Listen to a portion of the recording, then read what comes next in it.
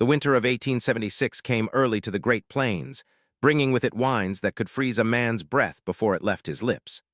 Chief Running Bear of the Oglala Lakota band pulled his buffalo robe around his shoulders as he guided his horse through the snow-covered landscape. The bitter cold reminded him of another harsh winter, 3 years ago, when he had made a promise that would change his life forever. Running Bear was not like other chiefs. At 35, he was younger than most leaders, but his wisdom in battle and his fair judgment had earned him respect among his people. His striking features, with high cheekbones and intelligent dark eyes, reflected the strength of his character. More importantly, he was known for keeping his word, no matter the cost. The memory that haunted him began during the harsh winter of 1873. His closest friend and blood brother, White Eagle, lay dying from wounds received in a skirmish with cavalry soldiers. The two men had grown up together, hunted together, and fought side by side in countless battles. White Eagle was more than a friend. He was the brother Running Bear never had. As White Eagle's life ebbed away in their winter camp, he had gripped Running Bear's hand with surprising strength. His voice was weak but urgent as he spoke of his greatest worry. "My brother," White Eagle whispered, "I have a woman waiting for me. She lives with her grandmother near the Black Hills. We were to be married when the spring grass returned." Running Bear leaned closer to catch his friend's fatting words. The wind howled outside their lodge, but inside the only sound was White Eagle's labored breathing. "Her name is Morning Star," White Eagle continued. "She is beautiful like the dawn, with a spirit as free as the eagle. I promised her grandmother I would provide for them both." White Eagle's grip tightened as he fought against the approaching darkness. "Promise me, Running Bear, if I do not survive this winter, find Morning Star. Protect her as you would protect your own sister. Do not let her suffer because I could not keep my promise." Running Bear did not hesitate. In Lakota tradition, such a promise was sacred, more binding than any written treaty the white men might offer. "I give you my word, my brother. I will find Morning Star and see that she is cared for. Your woman will not want for protection or provision." A smile crossed White Eagle's pale face, and some of the tension left his body. "She has hair like a raven's wing and eyes that hold the depth of mountain lakes. She speaks 3 languages and can track a deer through rock. You will know her when you see her, for she carries herself like a chief's daughter, though she comes from humble people." That night, as the snow piled higher around their camp, White Eagle passed into the spirit world. Running Bear held vigil over his friend's body until dawn, singing the death songs and preparing him for the journey beyond. When the burial rites were complete and spring finally arrived, Running Bear set out to find the woman his friend had described. The search took him through 3 seasons. He traveled from camp to camp, following rumors and stories, asking elders about a young woman named Morning Star who lived with her grandmother near the sacred Black Hills. Some knew of her, others had heard stories, but none could tell him exactly where to find her. As autumn arrived, Running Bear finally located the small camp where Morning Star lived. It was a humble place, just a few lodges nestled in a valley protected from the worst winds. An elderly woman, bent with age but still sharp-eyed, greeted him with the formal courtesy due to a chief. "I am Running Bear of the Oglala band," he announced. "I seek Morning Star, the promised wife of my blood brother, White Eagle." The old woman's face grew sad. "I am Singing Crow, grandmother to Morning Star. We have heard nothing from White Eagle since the snows began last winter. My granddaughter still waits for his return." When Morning Star emerged from her grandmother's lodge, Running Bear understood immediately why his friend had loved her so deeply. She was indeed beautiful, but it was more than her physical appearance that struck him. There was an intelligence in her dark eyes, a strength in the way she carried herself that spoke of inner fire.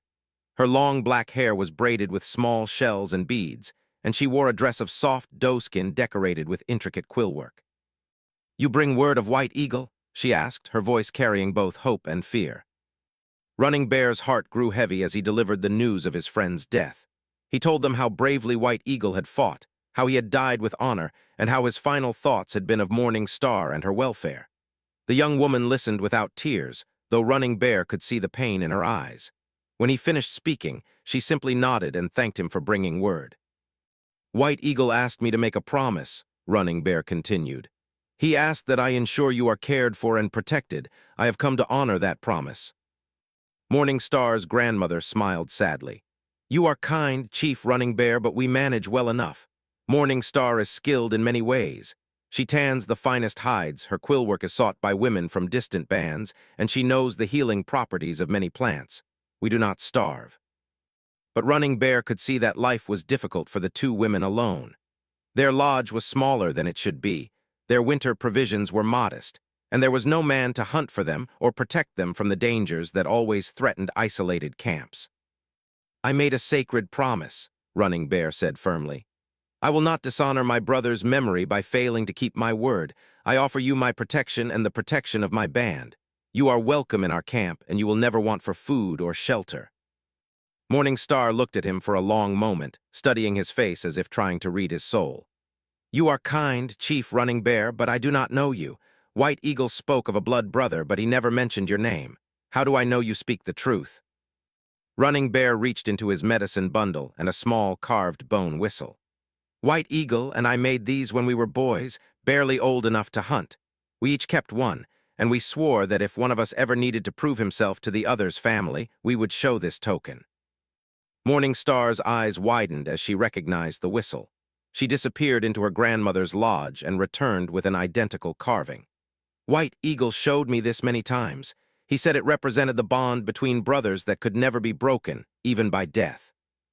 From that moment, Morning Star and her grandmother became part of Running Bear's extended family. They moved their few belongings to his band's winter camp, where they were welcomed with the respect due to the family of a fallen warrior. Running Bear ensured they had a comfortable lodge, plenty of food, and warm robes for the coming winter. But as the months passed, Running Bear found himself drawn to Morning Star in ways that troubled him deeply. She was intelligent and kind, helping the other women in camp and showing great skill in healing the sick.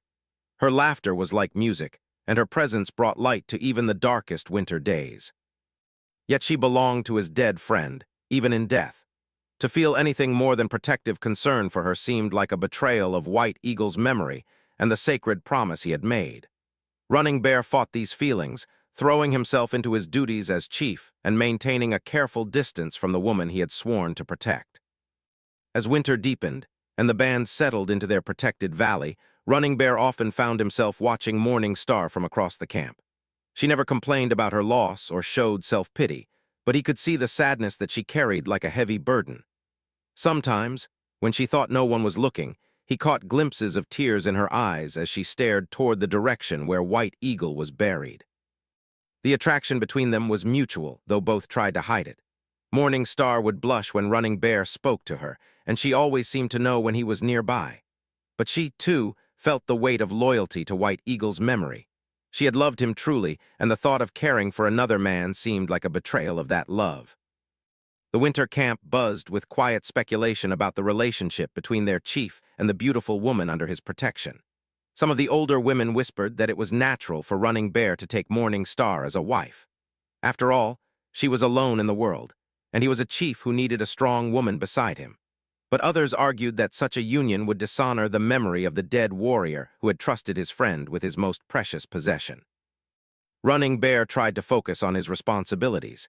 He led hunting parties when the weather permitted, settled disputes among his people, and planned for the spring when they would need to find new grazing grounds for their horses. But no matter how busy he kept himself, he could not escape the growing feelings in his heart.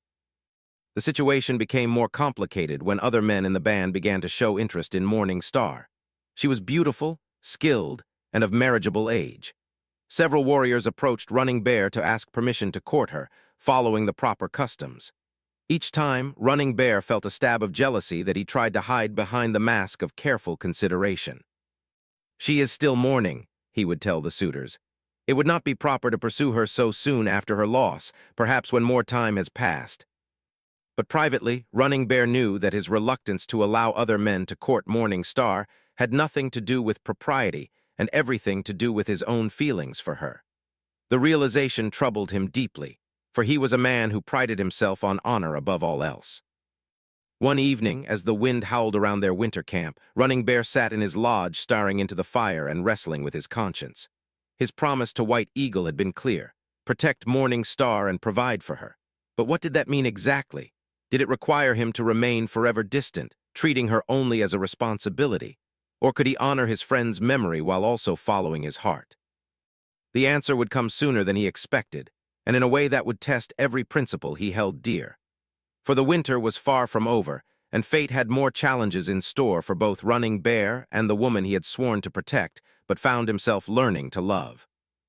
The harsh reality of Running Bear's internal struggle came to a head during the coldest month of winter. A terrible blizzard had trapped the band in their camp for nearly 2 weeks, and food supplies were running dangerously low. The hunters had been unable to venture out for days, and even the emergency stores of dried meat and pemmican were nearly exhausted. Running Bear called a council of the band's elders and experienced warriors to discuss their situation. The mood in the council lodge was grim as the men sat in a circle, their faces illuminated by the flickering fire. Outside, the wind continued its relentless assault, and snow piled higher against the lodge walls. "We cannot wait for the storm to pass," declared Gray Wolf, one of the oldest warriors. "The children are already growing thin, and the horses are beginning to weaken. If we do not find food soon, we will lose people." Standing Elk, another elder, nodded gravely. "The buffalo moved south before the big snows came. Even when this storm ends, it will take days to track them. We may not have days." Running Bear listened to each man speak, weighing their words carefully. As chief, the survival of his people rested on his shoulders. The decision he made in the next few minutes could mean the difference between life and death for the entire band. "There is game in the high country," he said finally. "I have seen signs of elk and deer sheltering in the timber. The snow will be deep and the journey dangerous, but a small party of our best hunters might be able to reach them." "The risk is too great," protested Broken Arrow, a middle-aged warrior known for his caution. "In this weather, a hunting party could easily become lost or frozen. We could lose good men without gaining any food." "And if we do nothing," Running Bear replied, "we will certainly lose people here. Children, elders, and women first. That is not acceptable." The debate continued for hours, but in the end, Running Bear's determination won out. A hunting party of 6 men, including the chief himself, would attempt to reach the high country where game might be found. They would carry minimal supplies to move faster and would push hard to return within 3 days. As the council broke up and the men prepared for the dangerous journey, Morning Star approached Running Bear outside his lodge. She had been helping her grandmother and other women ration the remaining food, and the worry in her eyes reflected the gravity of their situation. "You should not go," she said quietly, pulling her blanket against the cold wind. "The band needs its chief. If something happens to you out there, what becomes of all of us?" Running Bear was touched by her concern, but his mind was made up. A chief who lets his people starve while he stays safe by the fire is no chief at all. I have led hunting parties in bad weather before, and I know these mountains well. "These are not just bad weather," Morning Star insisted. "This is the kind of storm that kills even experienced men. White Eagle used to tell me about such storms, how they could turn a familiar landscape into a death trap." At the mention of his dead friend's name, Running Bear felt the familiar pang of guilt and confusion.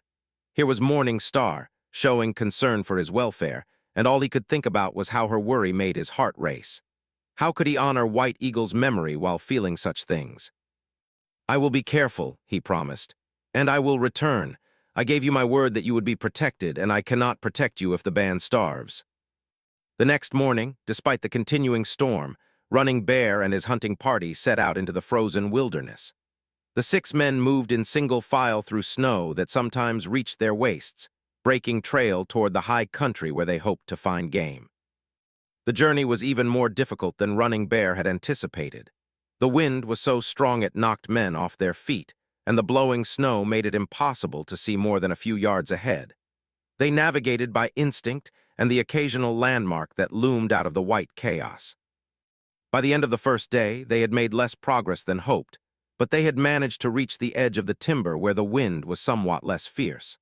They dug a shelter in the snow and huddled together for warmth, sharing their meager rations and trying to maintain their strength. On the second day, their luck changed. Gray Wolf spotted fresh elk tracks leading deeper into the forest, and the hunters followed the trail with renewed hope. The snow was still deep, but the trees provided some protection from the wind, and the men began to believe they might actually succeed in their mission. They found the elk herd late in the afternoon, a group of about 20 animals sheltering in a small valley protected by tall pines. The hunters spread out carefully, using skills learned over lifetimes of hunting, and managed to bring down 3 large bulls before the rest of the herd scattered. The success brought momentary celebration, but they all knew the hardest part lay ahead. They had to process the meat quickly in the frigid conditions and then transport it back to camp before it froze solid or before another storm hit. Working by moonlight and the glow of a small fire, they butchered the elk and prepared the meat for the journey home. On the third morning, loaded down with heavy packs of fresh meat, the hunting party began their return trip. The storm had finally begun to weaken, but the snow was still falling, and the temperature had dropped even further. What had been a difficult uphill journey became a treacherous descent with heavy loads. It was during this return journey that disaster struck. Gray Wolf, the eldest member of the party and the one who had spotted the elk tracks, suddenly stumbled and fell face first into the snow. When the others rushed to help him, they found him unconscious, his face blue with cold. "His heart," said Standing Elk, kneeling beside the fallen warrior. "The cold and the effort have been too much for him." Running Bear knelt beside his old friend and placed his ear to Gray Wolf's chest. The heartbeat was weak and irregular, and the old warrior's breathing was shallow. They were still many hours from camp, and Gray Wolf was clearly in no condition to continue the journey. The other hunters looked to their chief for guidance. They all understood the dilemma. They could not abandon Gray Wolf, but if they delayed their return to help him, the meat they carried might be their people's only chance of survival. And if another storm hit while they were exposed on the mountainside, they might all die. "Standing Elk, you and Broken Arrow continue toward camp with the meat," Running Bear decided. "The people need this food, and you are the strongest to carry the heavy loads. Red Hawk and Swift River will help me with Gray Wolf. We will follow as quickly as we can." "Chief, if we separate and another storm comes," Standing Elk began. "The band cannot survive another day without food," Running Bear said firmly. "Take the meat and go. We will manage." As the two men disappeared into the swirling snow with their precious cargo, Running Bear and his remaining companions faced the challenge of helping Gray Wolf while fighting their way through the increasingly dangerous conditions. The old warrior regained consciousness, but was too weak to walk unaided, forcing the others to take turns supporting him. Progress was painfully slow. What should have been a few hours' journey stretched into an entire day and then into the night. The men took turns carrying Gray Wolf when he could no longer walk, and they shared their remaining food and water to keep their strength up. By the second night after leaving the elk kill site, they were still hours from camp, and all 3 men were approaching the limits of their endurance. Gray Wolf's condition had not improved, and Running Bear and his companions were beginning to show signs of exhaustion and exposure. It was Red Hawk who first noticed something was wrong beyond their immediate situation. "Chief," he said, pointing through the trees toward the valley where their camp lay, "I see no fires." Running Bear squinted through the darkness and felt his heart sink. Red Hawk was right. There were no cooking fires visible in the distance, no warm glow of occupied lodges. Either the entire band had moved to a different location or something terrible had happened. "Perhaps they are conserving fuel," suggested Swift River, but his voice carried no conviction. As they finally stumbled into what remained of their winter camp, the awful truth became clear. The site was partially buried in snow and completely abandoned. Lodge poles stood like skeleton frames, and scattered belongings suggested the people had left in haste. "Where is everyone?" Gray Wolf whispered weakly as they helped him sit against a fallen log. Running Bear's mind raced as he tried to piece together what had happened. Standing Elk and Broken Arrow should have reached camp at least a day ago with the meat. Had they never arrived?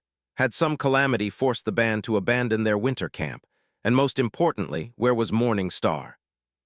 As he searched through the abandoned camp looking for clues, Running Bear found a message left by Standing Elk scratched into the bark of a tree near where Running Bear's lodge had stood. The words chilled him more than the winter wind. "Chief, soldiers came, people scattered, tried to find you. Going south toward Crow Creek, pray you live to follow. Morning Star and Old Woman taken different direction, could not stop them." The message was signed with Standing Elk's mark, and beside it was a smaller symbol that Running Bear recognized as Morning Star's own sign, a small star with radiating lines. She had seen the message and added her own mark to let him know she was alive when the band scattered. But alive and safe were two different things. If soldiers had attacked the winter camp, Morning Star and her grandmother could be anywhere in the vast, frozen wilderness.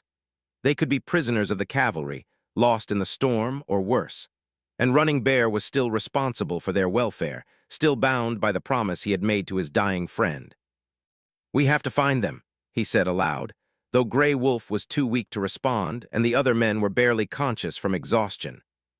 But even as he spoke the words, Running Bear knew how impossible the task seemed. The storm had covered any tracks, the band was scattered across hundreds of miles of wilderness, and he had 3 men in desperate need of rest and medical attention. The rational choice would be to follow the main band's trail south and hope that Morning Star and her grandmother had somehow managed to reach safety on their own. Yet as he stood in the ruins of his camp, with the wind howling through the abandoned lodge poles, Running Bear made a decision that would define the rest of his life. No matter how impossible the odds, no matter what the cost to himself, he would honor his promise to White Eagle. He would find Morning Star, and he would bring her to safety. The hunt for the woman he had sworn to protect but had come to love was about to begin, and it would test every skill, every ounce of determination, and every principle that Running Bear possessed. In the frozen wasteland of the Great Plains winter, the line between honor and love was about to be drawn in blood and sacrifice. Running Bear spent the remainder of that terrible night caring for Gray Wolf and his exhausted companions while wrestling with an impossible decision. The old warrior was growing weaker by the hour, and Red Hawk and Swift River were showing dangerous signs of frostbite and exposure. Logic dictated that he should focus on saving the men with him rather than pursuing what might be a hopeless search for Morning Star. But logic had never governed Running Bear's heart, especially where his promises were concerned. As dawn broke gray and cold over the abandoned camp, he gathered the 3 men around a small fire he had managed to kindle from scattered lodge materials. "Gray Wolf, you need medicine and rest that I cannot provide here," he said gently to the old warrior. "Red Hawk and Swift River, you must get him to the main band. Follow their trail south toward Crow Creek. I have seen such heart sickness before. He will recover if he receives proper care soon." "And you, Chief?" Red Hawk asked, though his frost-blackened fingers made it difficult for him to grip his blanket. "I made a promise to White Eagle that I would protect Morning Star. I cannot abandon her now, not when she may be dying somewhere in this wilderness because soldiers attacked our camp." Swift River struggled to his feet, swaying with exhaustion. "Chief, this is madness. You cannot track anyone in these conditions. The storm has covered everything, and you do not even know which direction they went. You will die out there alone." "Perhaps," Running Bear acknowledged. "But I would rather die trying to keep my word than live knowing I broke faith with a dead friend and an innocent woman." As his men prepared to leave with the little food and supplies they could carry, Running Bear searched the abandoned camp more thoroughly for any clues about Morning Star's fate. Near the place where her grandmother's lodge had stood, he found something that made his blood run, cold drops of frozen blood in the snow, partially covered but still visible. The blood told a story of violence and haste. From the scattered pattern, it appeared that someone had been injured during the attack on the camp. Whether it was Morning Star, her grandmother, or someone else, Running Bear could not tell, but the sight filled him with urgency and dread. He also found faint traces of horse tracks leading away from the camp in a northeastern direction, different from the main trail the band had taken south. The tracks were old and nearly obscured by snow, but Running Bear's years of experience as a tracker allowed him to follow them for a short distance before they disappeared entirely. After his men departed with Gray Wolf, Running Bear stood alone in the ruined camp, facing the most difficult decision of his life. He could follow the clear trail left by his band toward Crow Creek, where he would almost certainly find safety and be reunited with his people. Or he could venture into the wilderness following faint signs and desperate hope, with no guarantee that Morning Star was even alive. The decision, when it came, surprised him with its simplicity. He thought of White Eagle's dying words, of the promise he had made, and of Morning Star's intelligent eyes and quiet strength. He thought of how she had worried about his safety when he left on the hunting trip, and how her presence had brought light to the darkest days of winter. Running Bear gathered what supplies he could from the abandoned camp, a few handfuls of dried meat, a water bladder, extra blankets, and his weapons. He also took the carved bone whistle that White Eagle had given him, the token that had allowed him to gain Morning Star's trust. If he was going to die in this frozen wasteland, he would die carrying the symbol of the friendship that had started this entire journey. The trail led northeast into some of the most dangerous and isolated country in the territory. This was land that even the Lakota rarely traveled in winter-high, wind-swept plains broken by deep ravines and rocky outcroppings that could shelter enemies or predators. It was exactly the kind of country where someone might try to hide from pursuing soldiers, but also the kind of country where the unprepared could quickly perish from cold and exposure. For 3 days, Running Bear followed signs so faint that another man might have missed them entirely. A broken twig here, a displaced stone there, an almost invisible depression in the snow that might have been made by a horse's hoof. The trail led him higher into the hills, away from any known camps or settlements, into a landscape that seemed designed to kill the living. On the 4th day, the trail simply vanished. Running Bear found himself standing on a ridge overlooking a vast expanse of white nothing, with no sign of passage in any direction. The wind had scoured the snow smooth, erasing any tracks that might have existed, and the rocky ground beneath gave up no secrets. For the first time since beginning his search, despair began to creep into Running Bear's heart. He had followed his only lead to its end, and now he faced the possibility that Morning Star was simply gone. She could be anywhere within hundreds of square miles, or she could be dead, frozen somewhere in the wilderness where he would never find her.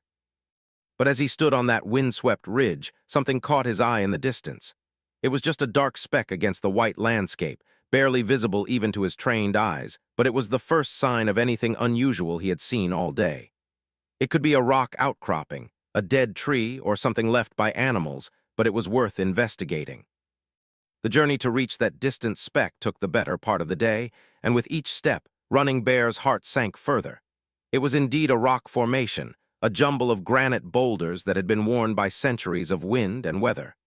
There was no sign of human passage, no indication that anyone had ever been here. As disappointment washed over him, Running Bear noticed something else, a faint trail of smoke rising from somewhere beyond the rocks.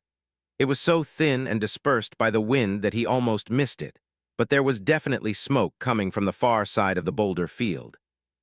Moving with the caution learned from years of warfare, Running Bear crept closer to investigate. The smoke was coming from a small fire built in a natural shelter formed by fallen rocks and wind-blown debris. And huddled near that fire, wrapped in a torn blanket and barely conscious, was Morning Star. She was alone, her grandmother nowhere to be seen. Her beautiful face was gaunt with hunger and marked by frostbite, and her eyes stared blankly ahead with the look of someone who had given up hope. Beside her lay the frozen body of a horse that had clearly been dead for several days. Running Bear approached slowly, not wanting to startle her in her weakened condition. "Morning Star," he called softly. "It is Running Bear. I have come to take you home."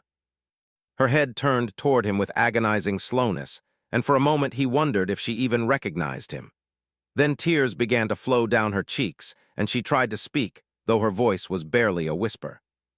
"You came," she managed to say. I thought no one would come." Running Bear knelt beside her and wrapped his own blanket around her shaking form. She was dangerously thin and clearly suffering from severe exposure. Her hands and feet showed signs of serious frostbite, and he could feel the fever burning through her body even as she shivered uncontrollably. "Where is your grandmother?" he asked gently as he tried to assess her condition. Fresh tears flowed as Morning Star struggled to answer. "Soldiers! They came at night. Singing Crow was killed trying to protect me. I ran, took her horse, got lost in the storm. Horse died 3 days ago. I have been waiting to die." The story came out in fragments as Running Bear worked to warm her and get some food into her system. The cavalry attack had been swift and brutal, catching the winter camp completely off guard. In the chaos, Morning Star and her grandmother had attempted to escape together, but the old woman had been shot down while trying to help others flee. Morning Star had managed to escape on her grandmother's horse, but in her panic and grief, she had become lost in the storm. For more than a week, she had wandered through the wilderness, her horse growing steadily weaker until it finally collapsed and died. Since then, she had been slowly starving and freezing in this makeshift shelter, keeping a small fire alive with debris and waiting for death to claim her. "I dreamed of White Eagle," she whispered as Running Bear shared his meager food with her. "He told me to wait, that help was coming. I thought it was just the fever talking, but you came." As he looked at her ravaged face and skeletal frame, Running Bear felt a rage building inside him unlike anything he had ever experienced. This woman had suffered terribly because of his failure to protect his people. Her grandmother was dead, she had nearly died herself, and all because he had been away hunting when the soldiers came. But rage would not help her now. What she needed was medical attention, food, and shelter from the elements. And what she needed most of all was to be taken somewhere safe, away from this frozen wasteland that had nearly claimed her life. The problem was that Running Bear himself was now in serious trouble. His own supplies were nearly exhausted, they were many days from the nearest help, and Morning Star was too weak to travel far.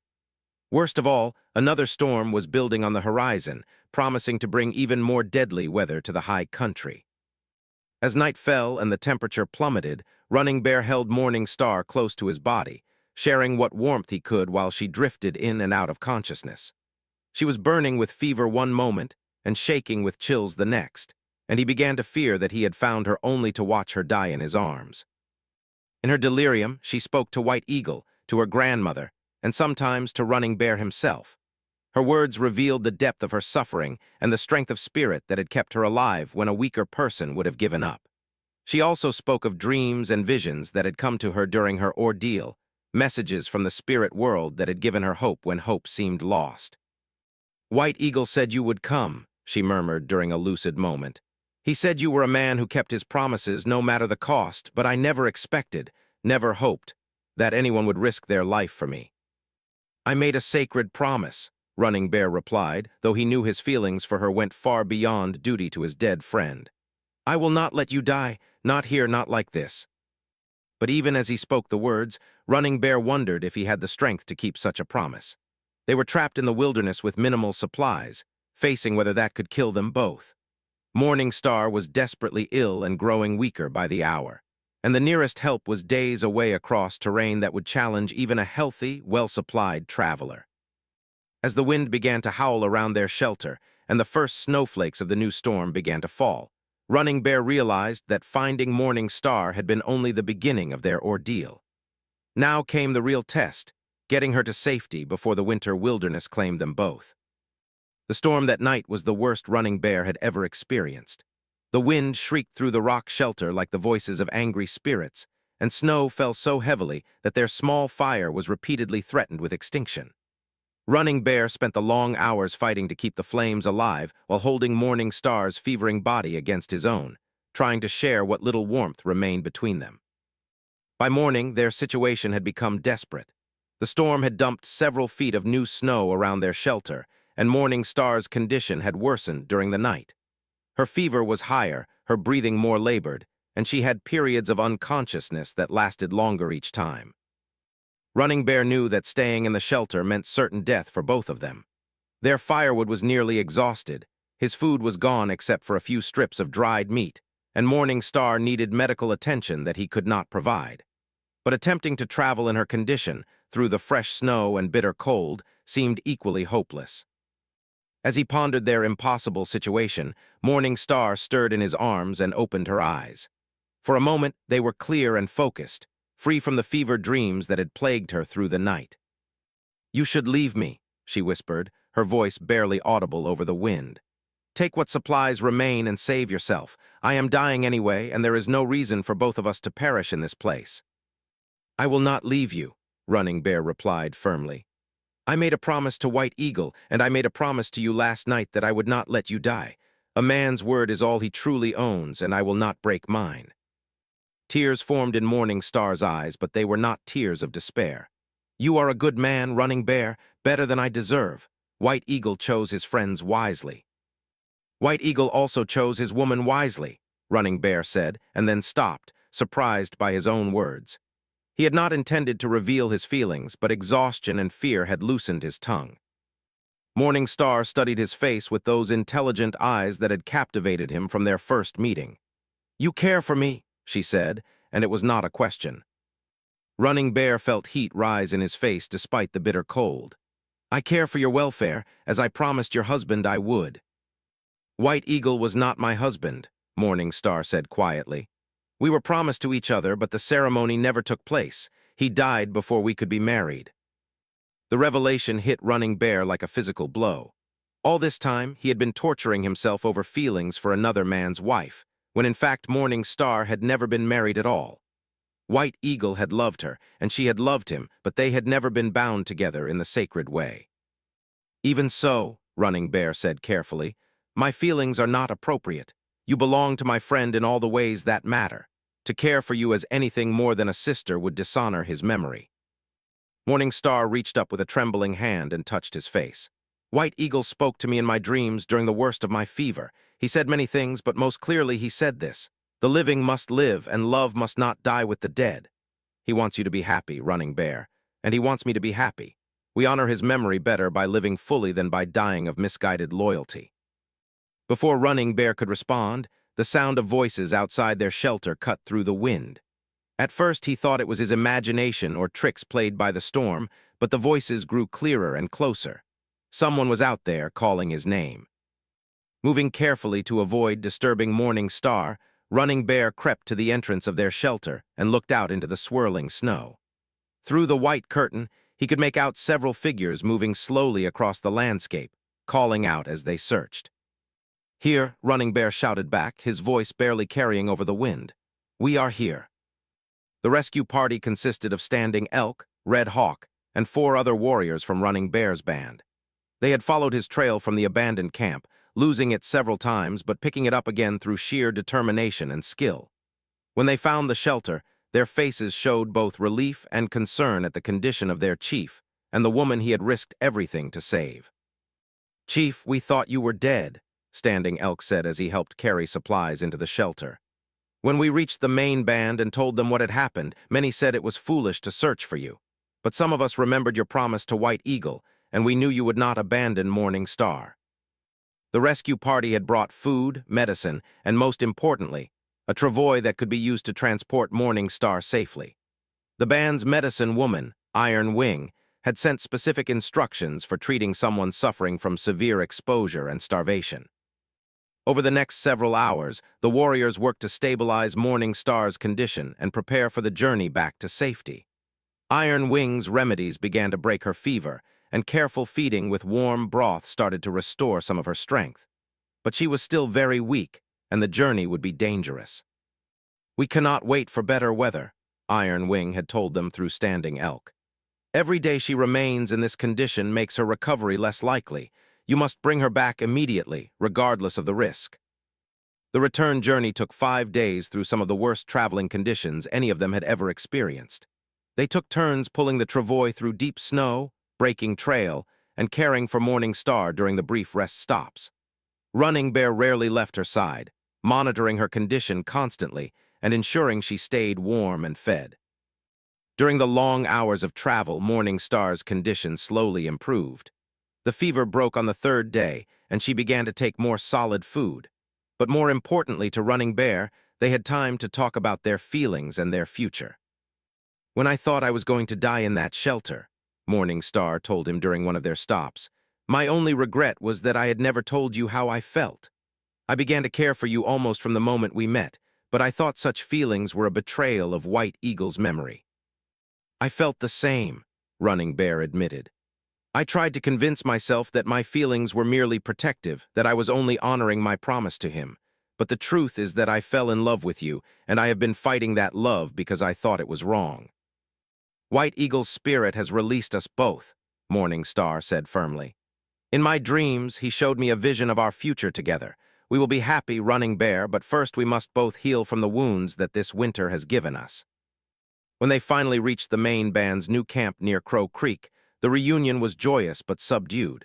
Many people had been lost during the cavalry attack and the subsequent scattering of the band. Families had been separated, and some members were still missing. The survival of both their chief and Morning Star was seen as a good sign, but the losses weighed heavily on everyone. Iron Wing immediately took charge of Morning Star's care, and under her expert treatment, the young woman's recovery accelerated. Within a week, she was strong enough to walk short distances, and within 2 weeks, she was helping other women with camp duties despite Iron Wing's protests that she needed more rest. During Morning Star's recovery, Running Bear faced a difficult decision about their relationship. Tradition dictated certain procedures for courtship and marriage, But their situation was far from traditional. He had risked his life to save her, they had declared their love for each other, and she was alone in the world with no family to speak for her.